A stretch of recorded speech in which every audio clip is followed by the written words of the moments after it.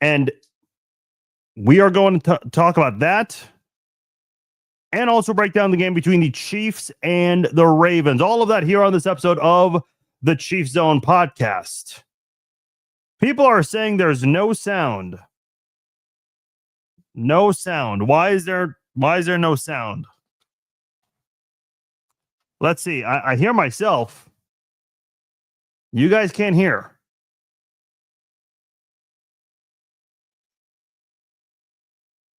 Yeah. Oh, okay. Some people are saying they got sound. Hold on. Oh, now you guys hear me. I don't even know what I did. Okay, there we go. I just checked my settings. I didn't even click anything. Was I recording the whole time with audio?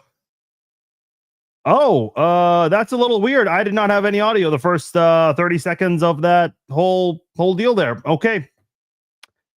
What are you going to do? It's live podcasting. I was going to say live TV, but that's not what this is. Okay. Well, there was not any sound on my end either. I had no idea about that. Hopefully it stays this way because I don't know what the hell just happened. Hopefully the Chiefs offense is better prepared than we are on this podcast because they have not gotten off to good starts in the last few games. Yeah, see that? That's called a segue right there. The Chiefs did score on their opening drive for the first time since the AFC Championship game. I mentioned that earlier. The Chiefs have not gotten off to the greatest starts in their games, and there's an opportunity for them to get off to a great start. Listen, spoiler alert, I'm just going to tell you right now, I have the Chiefs not only winning this game, this is not going to be close. This is not going to be close. And you guys are going to tell me, Farzine, you're getting overconfident. Yeah, I probably am. I probably am just a little bit. But I feel pretty optimistic about the Chiefs because Baltimore's defense is not very good. And I know a lot of people are saying that it's due to the Ravens going up against some really good teams, such as the Bills and the Lions. But I'm just looking, I mean, listen, Baltimore has been known for having a good defense. Baltimore's defense was not an issue against the Bills for the most part. But man, they have some cracks on that team. And before the season, if you said that one of these two teams, the Chiefs and the Ravens, would start the year 1-3, oh, you would have been called every name in the book about how crazy you are. And the reality is, someone's going to start the year 1-3. That's insane. But hopefully it's not going to be Kansas City, and I don't think it will be. I think you're going to see a Chiefs football team that is going to be prepared coming into this one. I still have reservations about the offense, even coming off of this game on Sunday, because they've got to be better. They've got to be ready for better competition too as the season goes on. So we'll talk about that as we break down the game between the Chiefs and the Ravens later on. Appreciate you guys joining me on this Wednesday. Let me just make sure we're still good, right? We're still you hear me? Carlos wrote something in Portuguese, I believe, or Spanish. Acknowledging me by name, so I appreciate that. So shout out to our international followers and listeners as well. Appreciate you guys quite a lot. Before we get any further, I do want to let you know this podcast is brought to you by SeatGeek. That's where I go to for all of my sports ticketing needs. And if you want to check out the Chiefs and the Ravens this Sunday at Arrowhead Stadium, SeatGeek is the place to go. And if you're a new SeatGeek customer, you can use my promo code FARZINE and save $20 off your first purchase from SeatGeek. Go to SeatGeek.com, pick your tickets, and at checkout, new customers can put in my promo code FARZINE and save $20 off your first order from SeatGeek. Let's talk about Tyquan Thornton for a moment here. Because the Chiefs, let's just be honest, for the past 13 months, they've had terrible luck when it comes to having wide receivers stay healthy. And you look at this football team right now, you knew you were going to start the season without Rashee Rice. There was, for a long period of time, we didn't know if that was going to be the case or not, but we eventually learned. Unfortunately, Xavier Worthy collided with Travis Kelce on the third snap of the season. Well, we learned today that Xavier Worthy was a full participant in practice. Now, I'm seeing some of the speculation, oh, this is just Andy Reid playing mind games. Some people are saying that he's not going to play. Listen, if Worthy was not going to play, he would not be a full participant. I think there's a very good chance he plays this game. Nick Wright said on his show on Monday that Xavier Worthy was going to play this Sunday. And obviously he's a full participant, so that's good news. Andy Reid and the Chiefs usually won't play players if they're not full participants. If they're limited in practice, odds are you're not going to play. So the fact that you have Worthy coming back, at least that's what's expected. Jalen Royal did not play last week, although he was active. And the thought is that he'll definitely get playing time in this game. Hollywood Brown, not what he once was. Same with Juju, but they've been able to pick up the slack in the meantime. And who's stepped it up lately? Tyquan Thornton. And Travis Kelce talked about this on his podcast on New Heights. And I've been saying this for a couple of weeks already. He said that he's really appreciative of New England for letting him go. And it kind of just got me thinking, Tyquan Thornton was a second-round pick. And in today's press conference, Tyquan Thornton was asked about why things are working here and what happened in New England and why they didn't really work out. He didn't necessarily go into the specifics about all of that, but he opened up about just facing the criticism. He talked about opening social media and seeing the New England media just basically beat up on him. Usually, if you're a first or a second round pick, a lot is expected out of you. And let's not forget, the Chiefs had the 50th pick in the draft. So they traded with New England and they got Tyquan Thornton. Listen, I understand coaching matters. Having the right quarterback is also very important. But you've got to find a way to utilize that kind of speed on your football team. Let me give you an example here. Look at Jamal Charles. You guys all know Jamal Charles, who, by the way, is one of the many nominees for the Pro Football Hall of Fame, and we'll get into that list shortly. But Jamal Charles was a great running back before Andy Reid got here, was he not? Now, I know the Chiefs' offense was a work in progress when Andy Reid first got here, but in Jamal Charles' first season under Andy Reid, and unfortunately he only had a couple under Andy Reid, he went off. He led the league in touchdowns scored with 19. It's one of the best offensive performances we've seen in a single season in Chiefs history. Priest Holmes obviously had plenty of great single seasons. Dwayne Bowe had that 15 touchdown season in 2010. But, up until this dynasty we've had with Mahomes, Kelce, and Tyreek, there haven't been a lot of great single season performances on offense. And I would say a lot of those are in recent memory. Like I said, Priest Holmes had 3 consecutive seasons of just monster stats, winning Offensive Player of the Year one of those years. Larry Johnson had back-to-back 1,700-yard seasons. Jamal Charles, he's had a lot of great seasons. The problem with Jamal Charles is he was also underutilized. I still do not forgive whoever was responsible in 2010. The fact that Jamal Charles was like second or third in rushing yards that year, but he was second on the team in carries. I'll never understand that with Thomas Jones. By the way, a lot of the names I'm giving you right now are guys who are nominees for the Pro Football Hall of Fame, which we'll get into. But Andy Reid, my point with Tyquan Thornton, we're circling back to him. My point with Andy Reid is this guy will always find a way to bring the best out of a player. Look at Kadarius Toney, and I know the story with Kadarius Toney did not end well in Kansas City.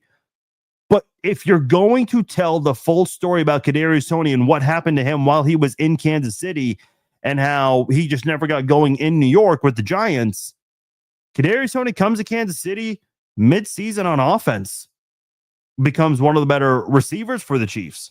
He has the record for longest punt return in Super Bowl history.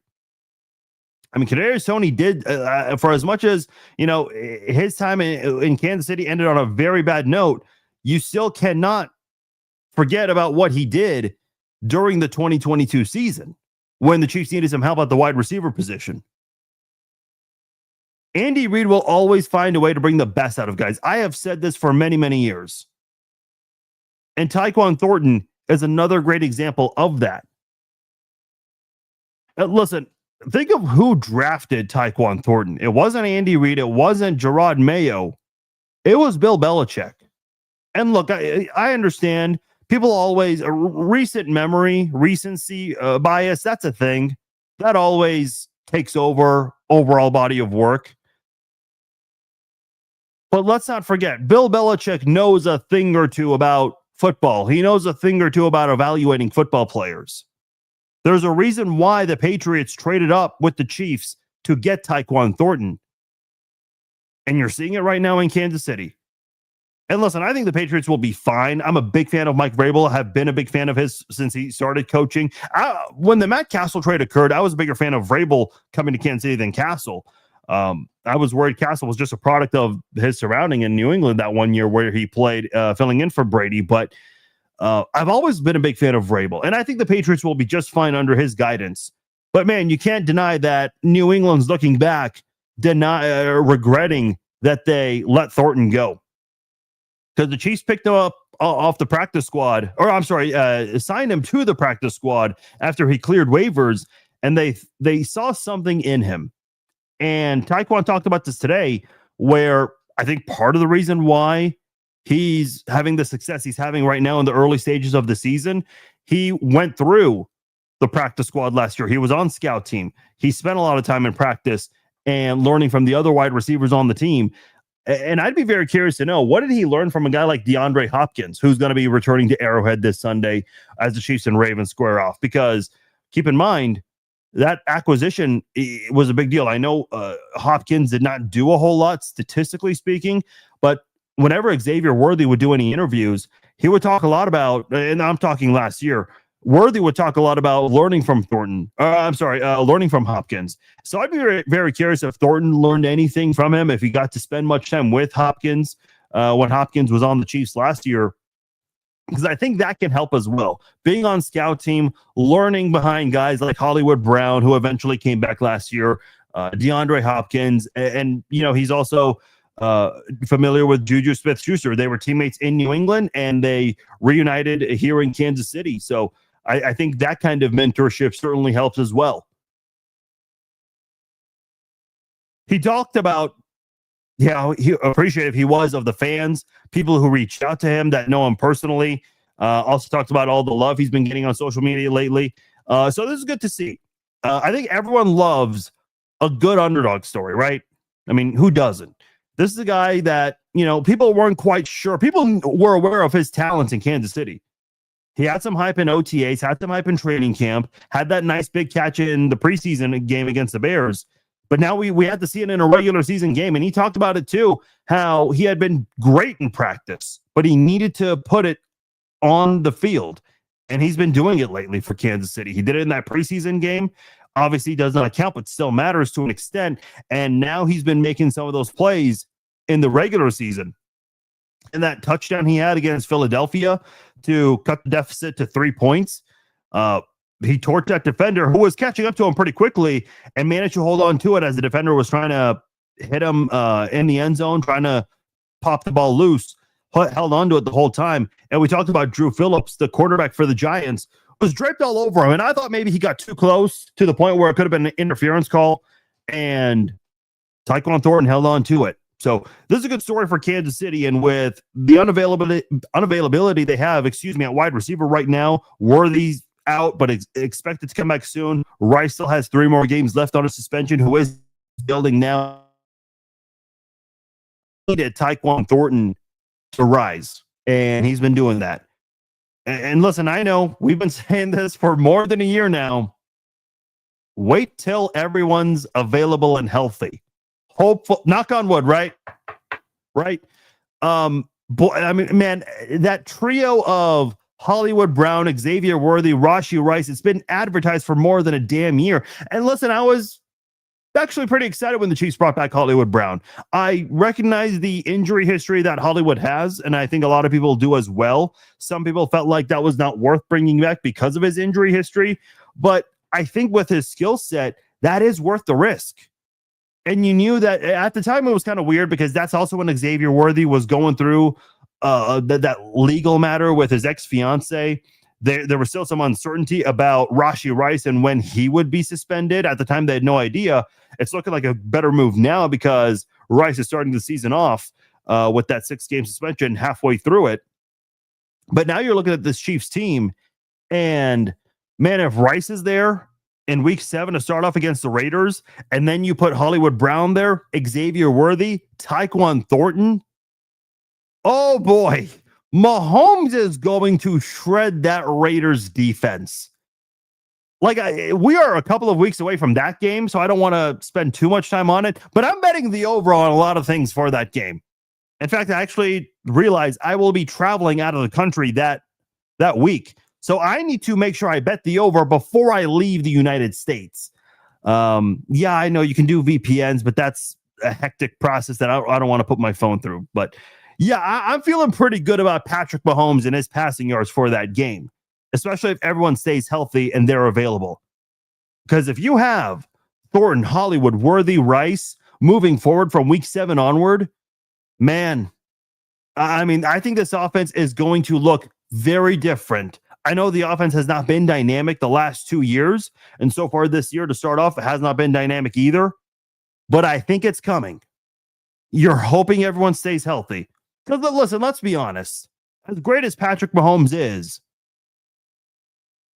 how do you expect a guy to get through a season when last year his top wide receiver was Worthy, a rookie, and Hopkins, who joined the team mid-season and was learning the offensive playbook as the season went on? Because listen, DeAndre Hopkins is great. Future Hall of Famer, 100%. But his style, his skill set doesn't necessarily match an Andy Reid style offense.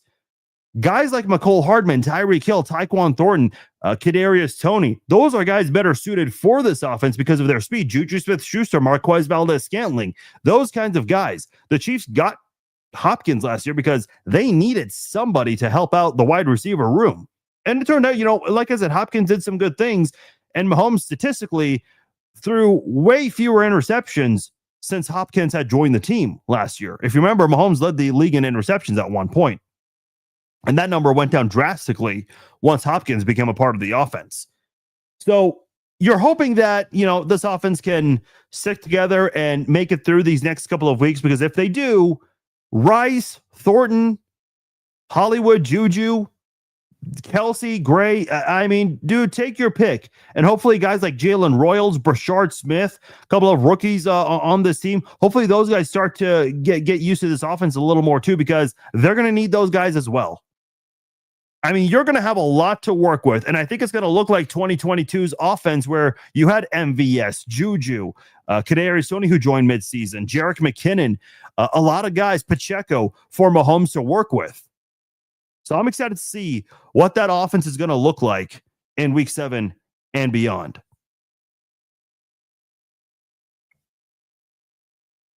Kristen, excuse me, is saying, can we get rid of Taylor yet? You ready? Over OT, over offensive tackle? Yeah. Yeah, that's certainly been a frustration for sure. You think Worthy or Thornton will have a big game? Justin's asking. I'm going to go with Thornton. I think Worthy will play. He seems to be trending in that direction, but I would imagine he's going to be on some sort of a snap count. So, yeah, that was your next question. Yeah, I think he's going to be on a snap count. So I would bet my money on Thornton, especially since Thornton has the hot hand right now. And let me just say this about Thornton, too, because we've seen Mahomes overthrow Thornton in some games this year, all 3 games, in fact. But eventually they got it going. What did I talk about last podcast? Mahomes, in the first 2 games, had overthrown Thornton many times. But what happened? He still went back to Thornton. In that Brazil game against the Chargers before halftime, he found Thornton eventually, and that led to the Chiefs getting a field goal before halftime. In the Eagles game, kept overthrowing him, down by 10. Guess what? Didn't matter. Kept going back to him and found him in the end zone to cut the deficit. In this game against the Giants, I thought they had a better connection. There was that one play where Mahomes threw a perfect pass to Thornton. He was coming down with it and unfortunately came loose. It would have been his second touchdown of the game. Mahomes said, nah, no big deal. We're going to go right back to Thornton on the very next play. And that's where he made that spectacular catch that has a lot of people talking about Thornton. Now, if he doesn't make that catch, he still had a good game. But I don't think Thornton would be getting the attention he has now because of that catch. So I'm glad that he got that because he brought the Chiefs inside the 5, and that allowed Kareem Hunt to punch it in and extend Kansas City's lead and essentially put the game on ice there. So I would bet Thornton. And you look at Baltimore's secondary. Baltimore's a really bad defensive team, and I'll get into the breakdown later. But boy, this is one of those games where I wish Rice was available because Mahomes would have a great opportunity to throw for 400 yards. But listen, I think this is going to be a really good game for Patrick Mahomes. And if I had to bet who has the most receiving yards, I'm going Thornton. That's who I would bet on DraftKings. So I would certainly put the over for him to shine and have a really good game. Before we go any further, I do want to remind you, for the final time, I'll remind you guys that this Saturday we have the Duran Cherry Celebrity Tailgate event hosted by the Duran Cherry Foundation, of course, founded by Chiefs Hall of Famer Duran Cherry. I was at this event last year. Trust me, you're going to want to go to this. This is a really fun event, the Celebrity Tailgate event. Get to rub elbows with Duran Cherry and other former Chiefs and other former NFL players who will be present as well. And then a couple of days later, there is the Celebrity Golf Tournament. You still have time to purchase tickets for these events. You want to take part in the golf tournament, you want to attend the Celebrity Tailgate, you still have time to do so. Go visit the DuranCherryFoundation.org website and look at the top of the website. There are a few tabs there mentioning the events. Click on the event you want to attend. I recommend both and follow the steps there to be able to put your name on the list so you can attend. So if you haven't already, go to DuranCherryFoundation.org and get your tickets there and attend the Celebrity Tailgate and or the golf tournament coming up within the next week. Yeah, Juju did step up last game. I agree, D. I was glad to see that because, listen, a lot of people feel like Juju, his best years are certainly behind him as well, but he's still able to do some things that this Chiefs team wants. Because keep in mind, Matt Nagy was the one, and I know people have opinions about Matt Nagy, I do too, but Nagy was the one that campaigned to bring back Juju Smith-Schuster. Well, let's remember something. When Juju was on the team before his first stint with the Chiefs in 22, what was Matt Nagy's position at the time? He was a quarterbacks coach. He was working very closely with Patrick Mahomes. So that tells you Patrick Mahomes probably had a say in this as well, wanting to have Juju back on the team. And so Nagy went up to upper management and said, hey, look, we gotta make this happen because Patrick wants him. Because I thought Juju started to pick up the offense quite a lot as the season went on until he suffered a concussion that year in 2022. So I was glad to see Juju come back. He had that big game against the Saints. He also had a big hand in helping the Chiefs in the AFC Championship game. Because I get the comments, oh, Juju's washed up. Don't tell that to Baltimore's defense because they had no idea Juju was washed up. They let him have a good game. So I'm excited that he came back, and I think he's gonna continue to do more good things for this Chiefs team. Brad says he looks slow. I mean, listen, again, he's not what he once was. So this is one of those players that he's good for depth purposes. Unfortunately, because of the unavailability with Rice and Worthy, he's had to step up and play more. And listen, given all the circumstances on the team right now, he's done a pretty good job. You think Zay Flowers or Thornton will have a good game? I mean, this Chiefs defense has been playing well, and I know going up against Russell Wilson is not the greatest measuring stick, considering he just got benched for Jackson Dart. I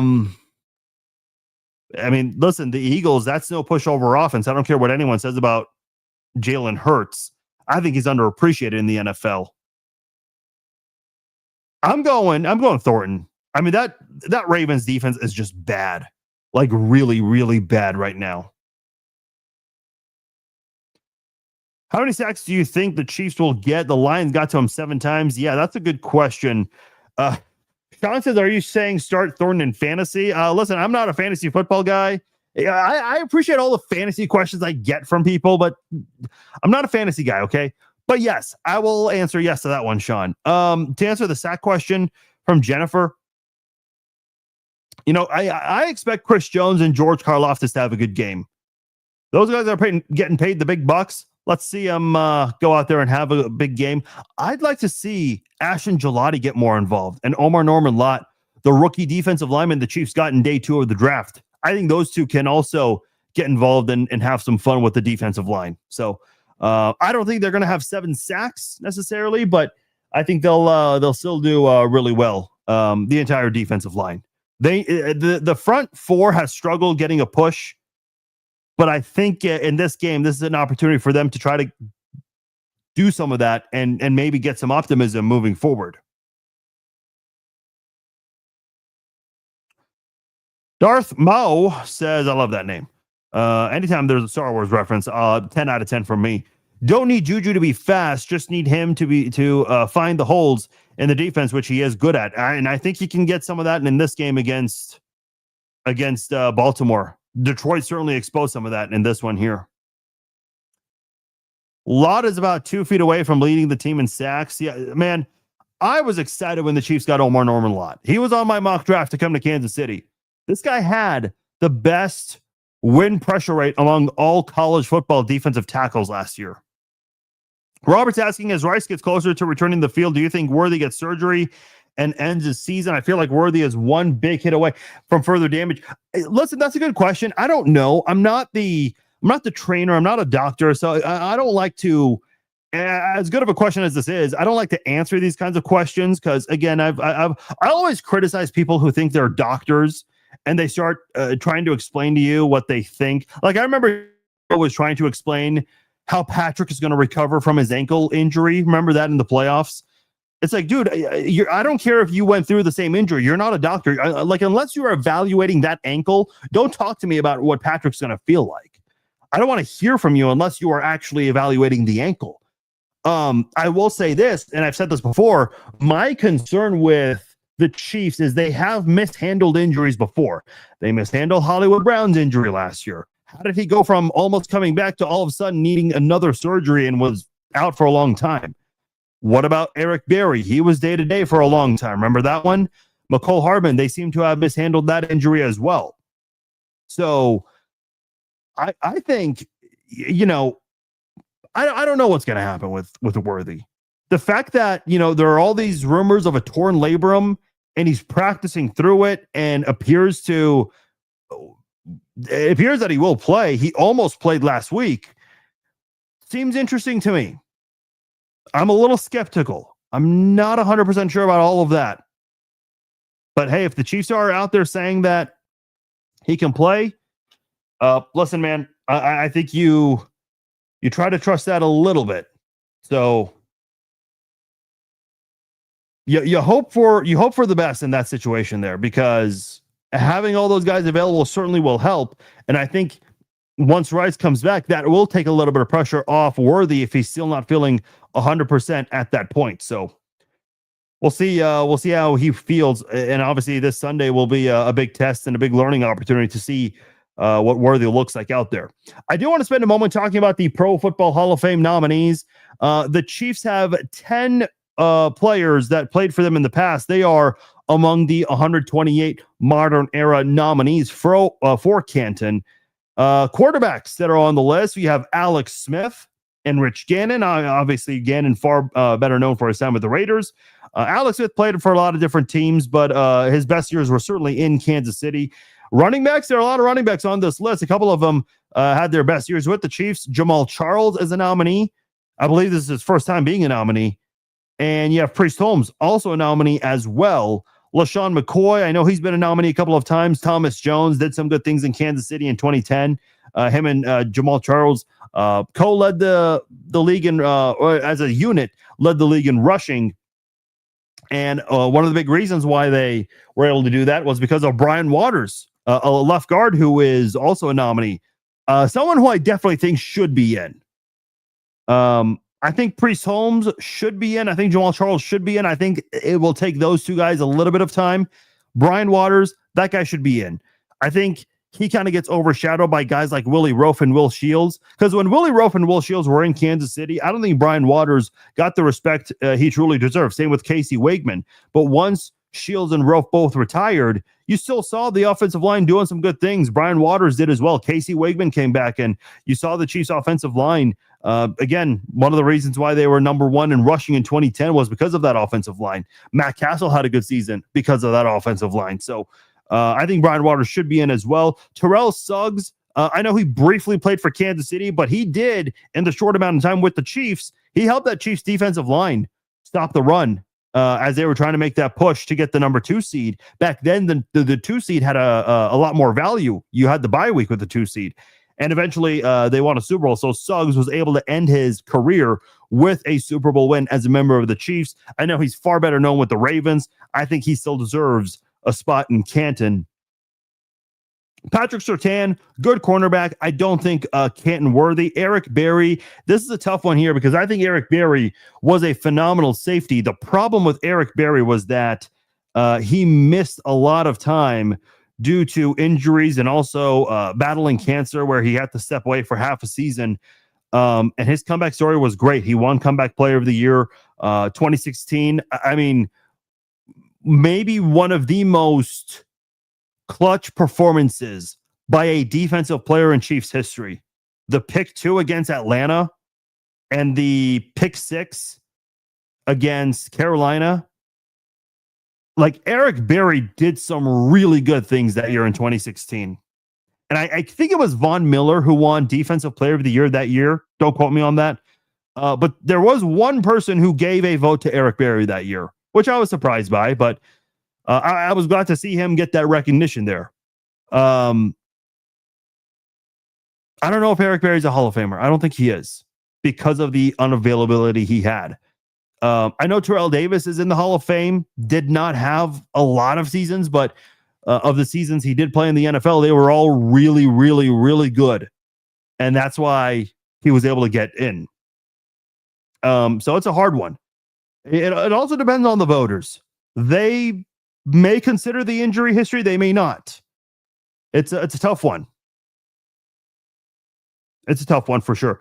I think for sure Brian Waters is a Hall of Famer. I think Priest Holmes, I know he had 3 monster years in Kansas City and didn't have much else outside of that.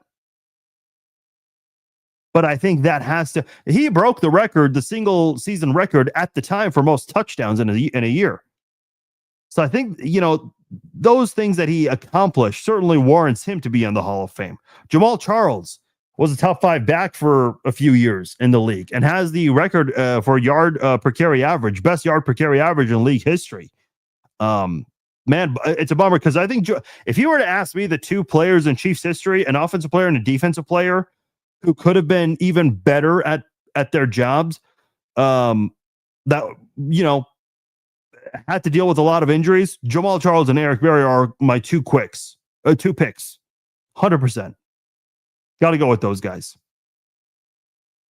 So we'll see what happens, but those are the list of players. Again, Alex Smith, Rich Gannon, Jamal Charles, Priest Holmes, LaShawn McCoy, Thomas Jones, Brian Waters, Terrell Suggs, Patrick Surtain, the first, and Eric Berry, all nominees for the Pro Football Hall of Fame. EB might get in because of his comeback from cancer. I don't think he should get in because of that. I think he should get in because he was a great player. Now, again, are the voters going to vote with emotion on this one? Maybe. It all depends on what the voters pick. If the voters think that's great, sure. Did Derek Thomas ever get inducted after he passed away? Yes. I think he got inducted in 2008 or 2009. When did Derek Thomas go into the Hall of Fame? It took Derek Thomas a long time to get in. Yeah, he's in the Pro Football Hall of Fame. I just don't know what year it was.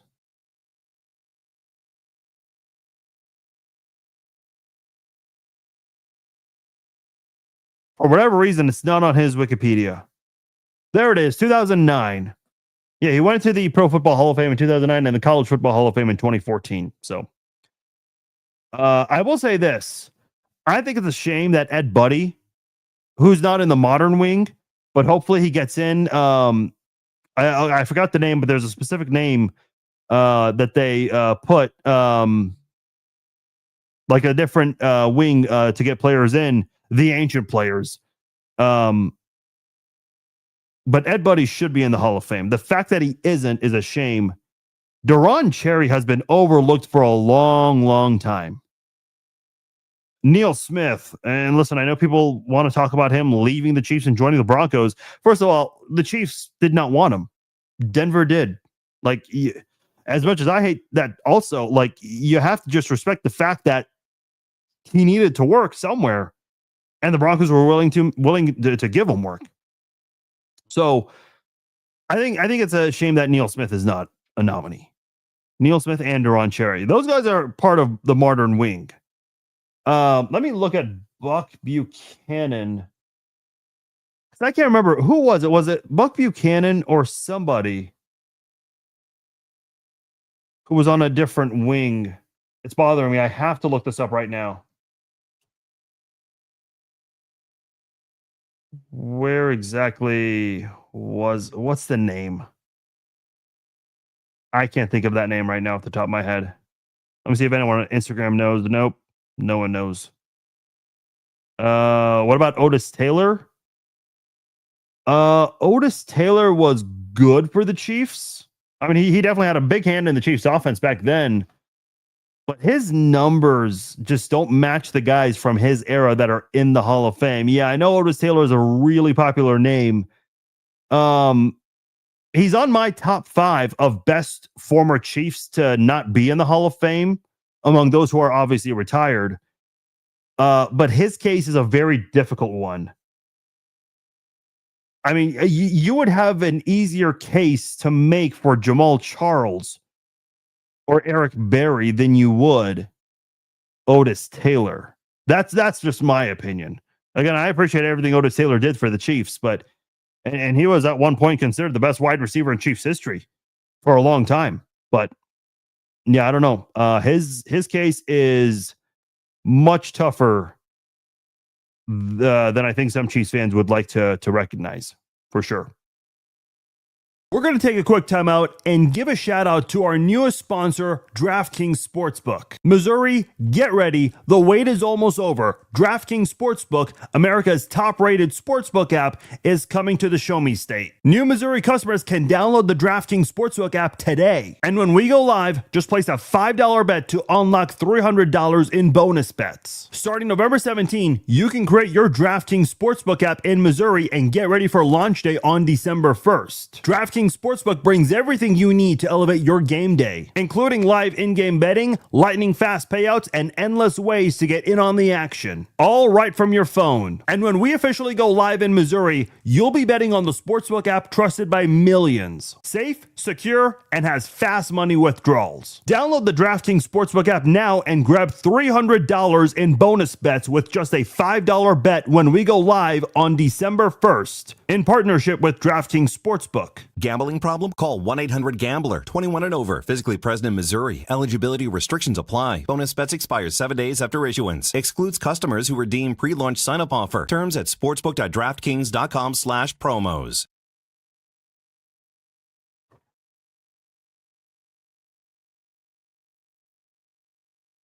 All right. It is the main event of the podcast tonight.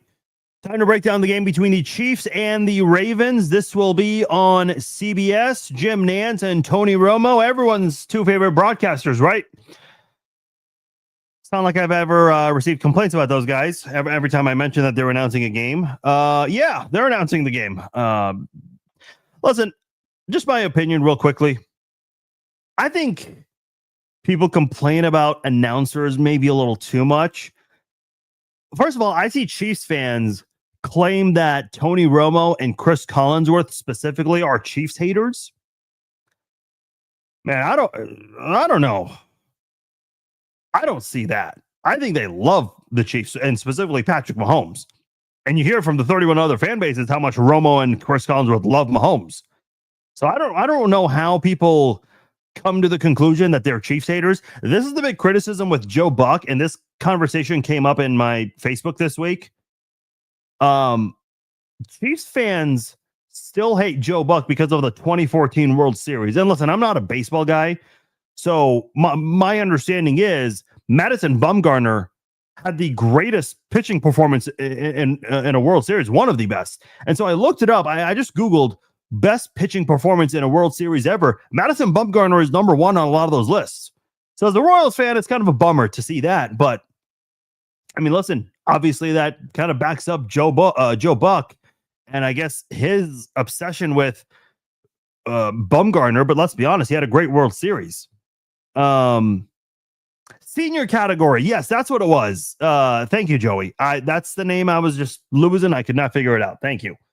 But yeah, listen, you have to call it like you see it. And Bumgarner was unfortunately kicking Kansas City's ass in that series.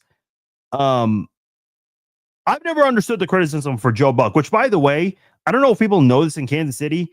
People in San Francisco were accusing him of rooting for the Royals that World Series. So again, I think announcers, it's funny just the reactions they draw from people unintentionally, but that's just the way things go. I like a majority of the announcers. There are a couple I don't like, and again, a lot of that's subjective too. Keep that in mind. But I do think in general, a lot of people do complain about announcers. Anyway, enough of that. We got sidetracked there quite a bit there. Referee Clay Martin, he officiated the Raiders Black Friday game and also the Chiefs-Texans divisional round game. Those were the two Chiefs games he did last season. The Ravens are the betting favorites. They're 2.5-point favorites. It was 2.5 before Monday Night Football, and after Monday Night Football, it stayed at 2.5 in favor of the Ravens. That's a surprise to me, given their defense so far. And like, if they want to favor the Ravens, okay, fine. But to not change the line after Monday Night Football, that was a surprise to me. The money lines have changed a little bit. The Chiefs were at plus 120. They're now plus 124, courtesy of DraftKings. The Ravens were minus 144. They're now at minus 148. So that has shifted a tiny bit. The over-under is the only thing that really changed. That was 47.5 before Monday Night Football. After Monday Night Football, it was 48.5. I always wait to post the betting lines until both teams have played. And then, sometimes it takes a while for them to crunch numbers and put the details up. But after Monday Night Football, those were the numbers. That's what I usually like to put out there. So that is the information going into this game. Injury report. Let's go over that one, because although the Chiefs have a big injury report, it's nothing too terrible. Every Chiefs player on the active roster practice. That's great news. Mike Dana and Christian Fulton, they returned to practice after not practicing last week. They both suffered injuries early in the game against the Eagles. Dana with the quad injury and Christian Fulton with the ankle injury. There are a lot of Chiefs players: Hollywood Brown, Nick Bolton, Gelati, Creed Humphrey, Jawan Taylor, a lot of guys on the injury report, Jalen Royals, but I'm not going to go over it. Patrick Mahomes. Some of these we went over last week. They were all full participants in practice. So as long as they were full participants, not a big deal. And by the way, for those wondering, if you visit the athletic trainer, you're on the injury report. That's the rule. That's how it goes. And if they find out, and I don't know how the league would find out, but they have their ways. If they find out that you're dishonest about the injury report, that's where teams can get in trouble. So the Chiefs, they're usually pretty damn honest about these things. The big thing that does stand out is that Xavier Worthy was a full participant for the first time since suffering that shoulder injury. Jalen Royals continues to be a full participant. And you'd like to think that they're both trending to play, not only trending to play, but will get playing time on Sunday. Jalen Royals was on the active team Sunday night, but he did not play a snap. Hopefully he sees some of that action on the gridiron against the Ravens. Baltimore's got some significant players. Their injury report is much shorter, but it's worse because of the 1, 2, 3, 4, 5, 6, 7 players on that injury report. 5 of them are starters. Isaiah Likely, their tight end, he's the only one who practiced on the injury report. He is expected to be available. Apparently, he was close to playing Monday night against the Lions. Let's see if he'll play against the Chiefs. Obviously, we know what happened to Likely last year. One big piece of news that did come out about an hour before the podcast, Nnamdi Madubuike, the defensive tackle for the Ravens, he is out for Sunday's game. He will not play, and that is a huge deal for Kansas City, especially if they want to get the running game going straight up the middle. If they want to make sure Patrick Mahomes has protection from the interior offensive line, that is a big advantage for Kansas City with Madubuike not playing. He's out with a neck injury that he suffered against the Browns in week 2. Another player who suffered an injury in week 2, also on the injury report, is Kyle Van Noy, longtime edge player in the NFL. I've always been a big fan of Kyle Van Noy. He's dealing with a hamstring injury. It's not certain he'll play. Broderick Washington, also part of that defensive line. He did not practice yet. This is not a very good defensive line, and the fact they're already banged up there, not a very good sign for Baltimore. And this is a defense that's the worst in the NFL right now. Ronnie Stanley, remember Ronnie Stanley, who the Chiefs were targeting in free agency? He ended up re-signing with the Ravens, and he at the moment is dealing with an ankle injury and did not practice today. So we'll monitor that as the week goes on, and I'll keep you guys updated on social media, and we'll obviously recap that on the Red Friday live chat this Friday at 5 p.m. Central Time. Let's talk about the Ravens. Head coach John Harbaugh, he's been there a very long time, since 2008, one of the longest tenured head coaches in the NFL that stayed with the same team. I did not know this about Harbaugh. He has the record for most road playoff victories as a head coach. He has 13 postseason wins with the Ravens, and 8 of them are on the road. I did not know that. Interesting. I didn't realize Baltimore, a lot of their postseason success had come on the road. Interesting. That is very interesting. I had no idea about that. So, fun fact for you guys to talk about when you get together with your buddies watching this game on Sunday. Offensive coordinator is Todd Monken. In 2023, he was Georgia's offensive coordinator / QB coach he joined the team in 2023, becoming the OC. Previously, he was with Georgia as the quarterback's coach and also the offensive coordinator from 2020 to 2022. He was with the Browns in 2019, the Bucs from 2016 to 2018. He's also the former head coach of Southern Miss. He was there for a couple of years before returning to the NFL as an assistant. When you look at the offense, some good and then some mediocre stuff. You're 14th in total offense, 12th in rushing, 14th in passing. Casey is 15th in passing. They are the number 1 scoring team in the NFL, scoring 37 points per game.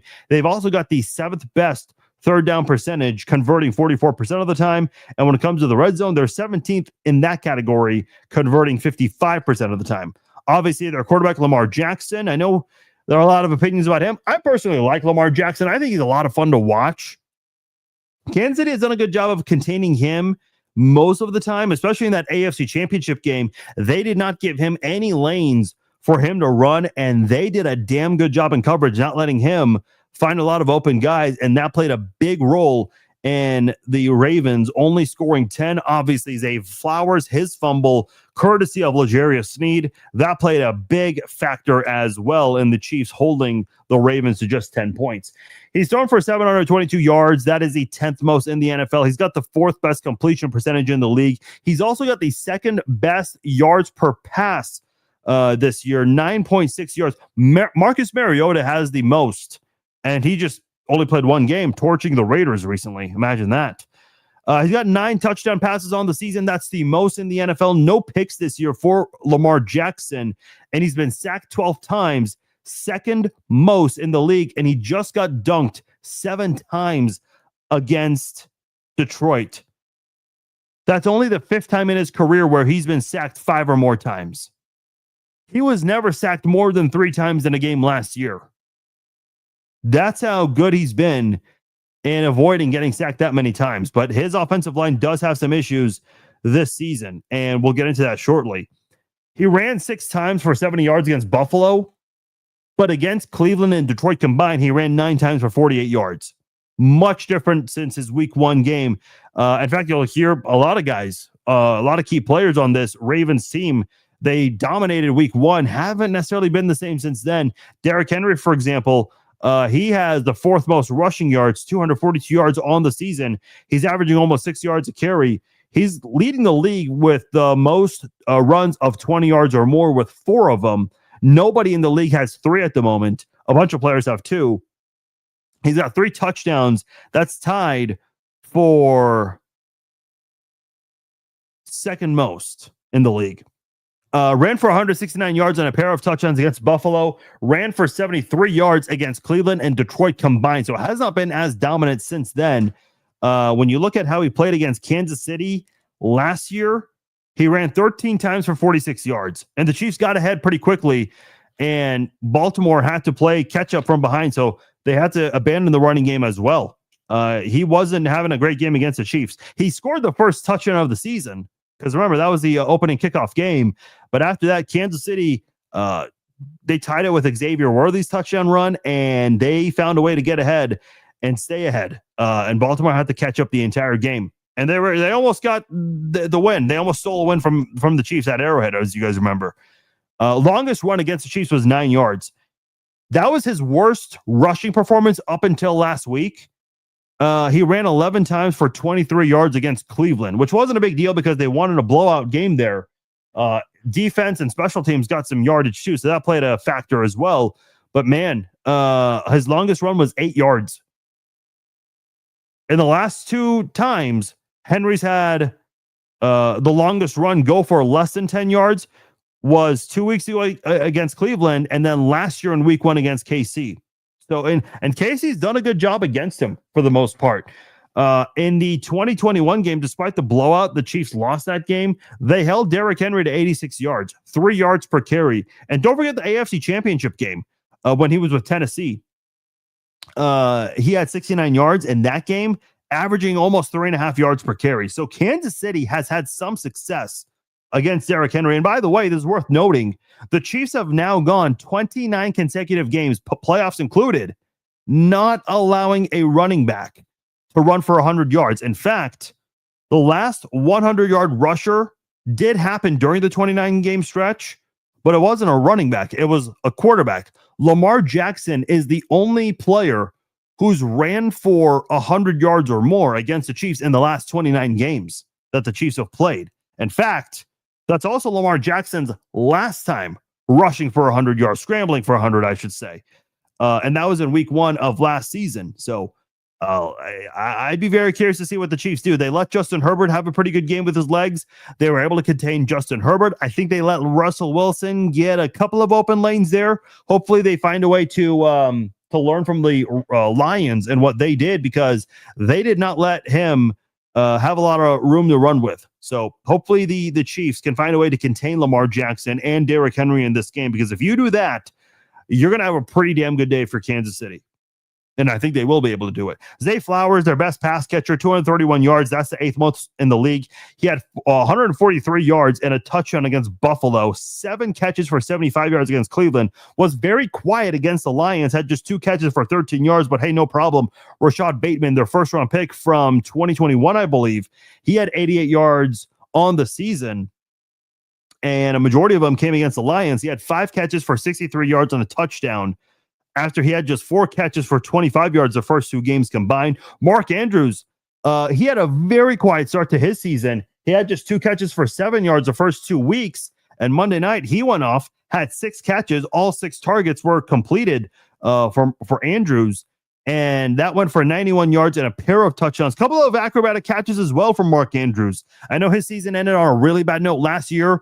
Couple of key drops, including one on the 2-point conversion that I can't remember if it was to tie or to take the lead against Buffalo. What was the final score to that game? 27-25. So no, that would have been to tie. But still, a heartbreaking drop for him. And don't forget, DeAndre Hopkins, he's part of this offense as well. He has 5 catches for 112 yards. He's making some of those difficult catches, and Chiefs fans are criticizing him. Why was he dropping some of the most simple passes thrown his direction? We saw it against the Raiders. We saw it in several other games, including the Super Bowl. And Hopkins actually replied to a Chiefs fan in his DMs, basically saying, "Hey, why are you talking shit?" And then went on to block him, which was interesting. But yeah, former Chief DeAndre Hopkins will make his return to Arrowhead He had 2 catches for 35 yards and a touchdown, a very difficult touchdown catch against Buffalo. He had 2 for 64 against Cleveland. Monday night, he was quiet, 1 for 13 against Detroit. I mentioned Isaiah Likely. He did some good things last year. They've got a really good 2 tight end set. Likely is dealing with a foot injury, may play this Sunday. And as we transition to the Raiders defense, I mentioned Madubuike, and I'll get into his stats later on, as well as Kyle Van Noy, because with those two, the Ravens defense has a chance. Without them, boy, this is a really bad and struggling Ravens defense. And I think you saw it on Monday Night Football.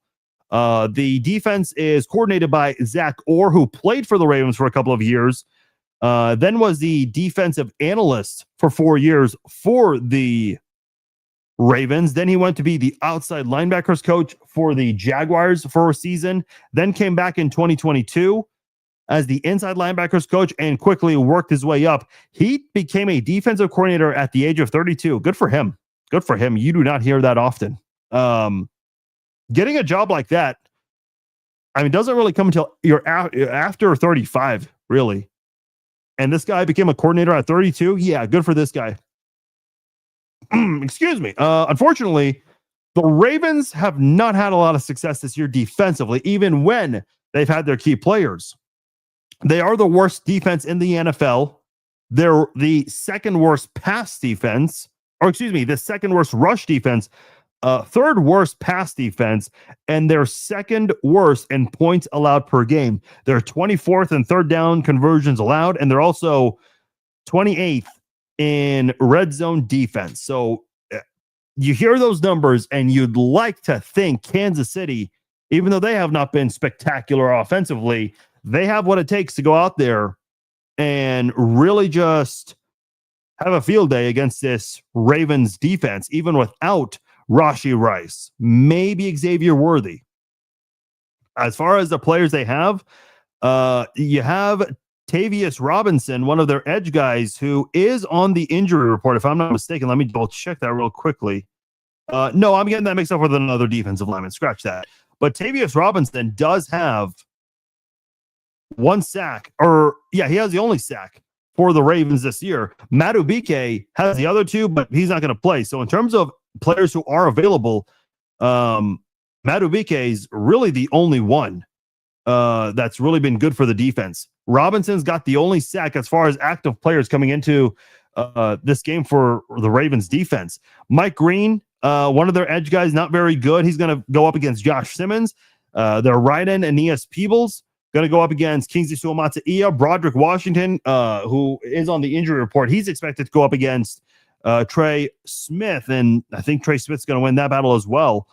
Roquan Smith, one of the better linebackers in the league, not what he once was. He's got 4 tackles for a loss. Madubuike has the other 2 tackles for a loss. There are a couple with 1, but man, again, very few guys with success on this defense so far this year. You also got Teddy Buchanan, who's not a very good linebacker. Nate Wiggins, underrated cornerback in the league. He's got the only interception for Baltimore this year. That was against Joe Flacco, running it back 61 yards, putting them in great field position. Kyle Hamilton, one of the best cover safeties in the league and has been for a long time. Marlon Humphreys, bad cornerback, got torched a lot by Amon-Ra St. Brown. I think he was targeted 6 times and allowed 5 catches in this game. Malachi Starks, another safety who's not very good on this Ravens defense. By the way, let me get to Marlon Humphreys for a moment here, because he's catching a lot of flack from the Ravens, or from Ravens fans, because I guess on his podcast that he does, which a lot of players have podcasts now, he, I guess he was cracking some jokes about the loss. I don't know. He wasn't saying anything hysterical, but I guess his tone of recapping the game was not, it didn't come off great. A lot of people are calling it tone deaf. Listen, I know we talk about Kansas City and Travis Kelce getting frustrated. Some of the frustrations we see, Chris Jones, Drew Tranquill, Andy Reid. It's not a pretty sight to see, but wouldn't you rather have that? And I forgot to mention with Derrick Henry, he's got 3 fumbles on the season. He leads the league in fumbles this year. That's the most. And the reason I'm going back to Derrick Henry is because after Monday night's game, he's apologizing to fans for his fumbles, his lack of ball security.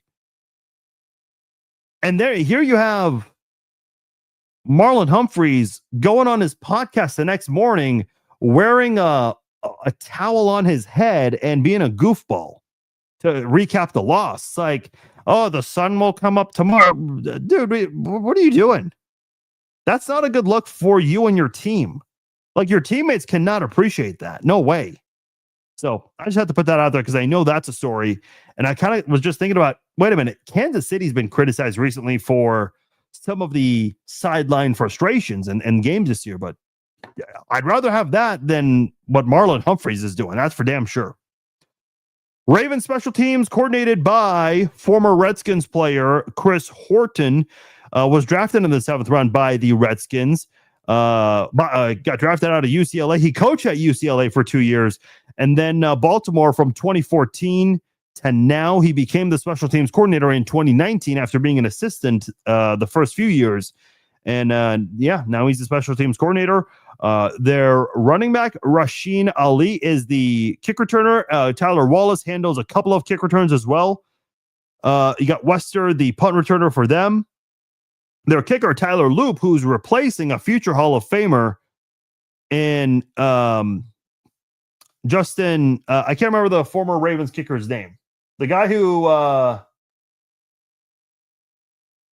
Justin Tucker. That's who it was. Thank you.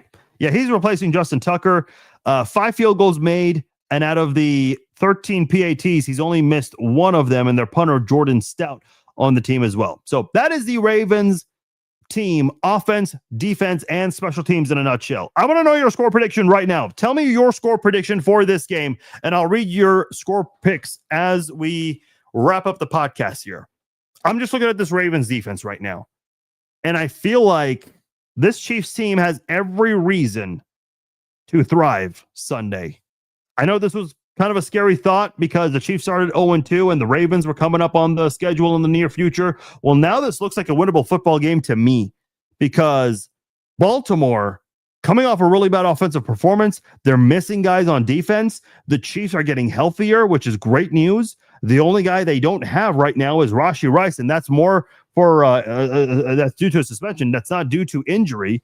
So when you look at this Chiefs team right now offensively, especially if Xavier Worthy plays, I think Kansas City's offense is going to go off in this one. I really do. I think the offensive players, the wide receivers, are going to have a lot of fun. Tyquan Thornton, Hollywood Brown, Worthy, Royals could get involved more. I think Kelsey can go out there and have another good game. And by the way, his first 3 games better than the last season's first 3 games, and his yard per catch average to start off this year way better than last year's. Last year he had the lowest yard per catch average that he's ever had in a single season. So I like the way this offense is starting to improve, and I think they're going to have their best game they've had in quite some time. I know we talked about Kansas City offensively. They have not had, they haven't been able to showcase the dynamic potential they have. Some of it's been unavailability, but even against bad defenses, you haven't seen that. I think Hollywood Brown could have a big game. Listen, I don't know who's going to have the best game. My bet would be Tyquan Thornton, but it could be Hollywood Brown this game. Maybe Juju has 100 yards. So the Chiefs do have some candidates for guys who could go off and have a really good game against Baltimore's defense. I feel pretty damn good. My biggest concern is letting Lamar Jackson run all over them. They let Justin Herbert get some opportunities with his feet. Obviously, Lamar Jackson is the last 100-yard rusher against the Chiefs. You got to have that QB spy. Just protect the middle of the field. And I know Leo Chenal played some edge in this game to go and try to pressure Wilson. But I think Leo Chenal is going to be needed as a spy in this one. Him, Nick Bolton, those 2 guys, you're going to see them try their best to contain Lamar Jackson. So I think that's my biggest concern. I think the Chiefs will do that, though. They did it in the AFC Championship game. And a lot of the defensive players who are on the team now were on the team back then. And guys like Trent McDuffie, Jalen Watson, Brian Cook, a lot of defensive backs on the team, Shamari Connor, they're having really good seasons. And you may not see it on the stat sheet, but their coverage has been some of the best in the league so far this year. So I think they're going to continue that, especially against a good Ravens offense with some good players at the wide receiver position, guys like DeAndre Hopkins, Zay Flowers, Isaiah Likely. If he comes back, you have to account for him, and I think that could maybe help the Ravens make it an interesting game. Mark Andrews, the other tight end, Bateman. I know his career hasn't panned out the way they would like for him to have gone, but they've kept him around for a while for a reason. So I still think Kansas City's defense is going to get to Lamar Jackson in this one, in the backfield, in the pocket. You saw Detroit do it. I think Kansas City is capable of it as well. My score prediction, I am going 34-17 Kansas City. That's my score prediction. I see 30-24 from Robert. John says 23-14. Jennifer says 27-20. That was last year's score between the two teams. Kathy says 25-10. Charlene says 24-21. That's, I think, the second score prediction I've seen that's been close. Mitch on Instagram is saying 23-20. Jordan is saying 30-10. Okay. We got a couple of people who think it's going to be close, but a lot of people think it's going to be more one-sided in favor of Kansas City. Layla says 28-17. Okay. So a lot of you guys picking Kansas City. A lot of you guys think it's going to be by at least more than one possession. Hey, that's a good time to bet on the money line. That's for damn sure. So there you have it. That is my score prediction. I am going 34-17 Kansas City over the Ravens. That'll do it for this episode of the Chiefs Zone podcast. My name is Farzin Vasugian. Thank you all for joining me tonight. If you enjoyed this podcast, please share it, give it a like, let your friends know about the podcast. If you miss any part of the live portion, it'll be archived immediately on Facebook, YouTube, X, and it'll also be available on Apple and Spotify, anywhere else where you can download and listen to podcasts. Once again, my name is Farzin Vasugian. Thank you all for joining me tonight. I will talk to you all on Friday, 5 p.m. Central Time for the Red Friday Q&A live chat. Talk to you then. Take care.